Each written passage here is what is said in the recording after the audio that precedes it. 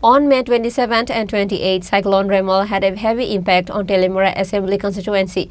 MLA Kalyani Shah Roy visited the cyclone-affected areas of Telimura on Wednesday. MLA Kalyani Shah Roy spoke to the families affected by the cyclone on this day. She assured them she will stand by their side. On this day, MLA Kalyani Shah Roy visited the cyclone-affected areas including Dashmi Ghat, Netaji Nagar of Telimura Assembly constituency. MLA Kalyani Shah Roy was accompanied by former chairman and councillor of Telimura Municipal Council, Nitin Kumar Shah, and others. Later, MLA Kalyani Shah Roy went to Telimura Sub-District Hospital. The boundary wall of Telimura Sub-Divisional Hospital broke down due to heavy rain due to the effect of cyclone. Visit the broken boundary wall. Later, she said that as soon as possible, initiative will be taken to construct the boundary wall of Telimura Sub-District Hospital. কি কারণে আজকে আপনি এই জায়গাতে আসেন? আপনারা দেখতে পাচ্ছেন তেলিয়ামুড়া সাব ডিভিশনাল হসপিটালের বাউন্ডারি ওয়াল ধসে পড়েছে। এবারে ঝড়ে বড় বড় দালান বাড়ি ধসে পড়েনি, কিন্তু তেলিয়ামুড়া সাব ডিভিশনাল হসপিটালের এই বাউন্ডারি ওয়ালটা ধসে পড়েছে। এবং আজকে সরজমিনে আমি রিপোর্ট পেয়েছি, আজকে সরজমিনে এলাম, দেখলাম এটাতে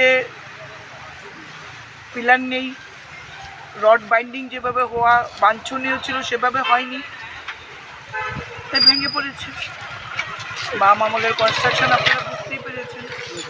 ঘড়ি করে সেদিনকার মুখ্যমন্ত্রী 2017 সালের অগাস্ট মাসে সেটা উদ্বোধন করেছেন, কিন্তু আজকে আমরা দেখলাম আমি কোনো সরকারের দোষ দিতে বলছি না, সেটার জন্য আমি বলছি না। 17 সালে যে নির্মাণ হয়েছিল, 24 সাল 7 বছরও কমপ্লিট হয়নি। এত বড় একটা বিল্ডিংয়ে জল পড়ছে, ছাদ খারাপ হয়ে গেছে, এবং এই বাউন্ডারি ওয়ালটা আজকে তার দৈন্যদশা আপনারা দেখতে পাচ্ছেন। মিনিমাম রেসপন্সিবিলিটি নিয়ে যে কাজ করা, সেটা এজেন্সি করেনি বা কন্ট্রাক্টর করেনি, এবং সেখানে তৎকালীন সময়ে যারা ছিলেন দায়িত্বে তারাও তো বারবার এসেছেন, দেখেছেন, কিন্তু নির্মাণ ভালো হয়নি।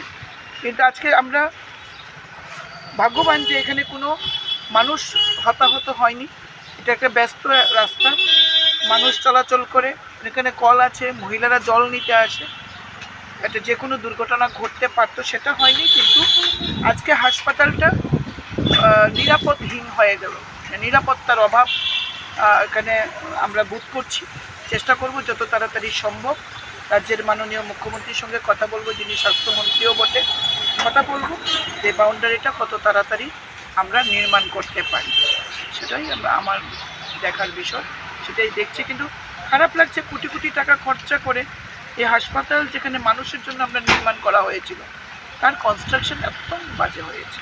এটা প্রথম দিন থেকে আমি বলছি, আজকেও আমার একই বক্তব্যই চাই। Besides, she also said that she will always stand by the people of flood-affected areas. Reported by Hiran Moy from Telimura, Chini Khorang.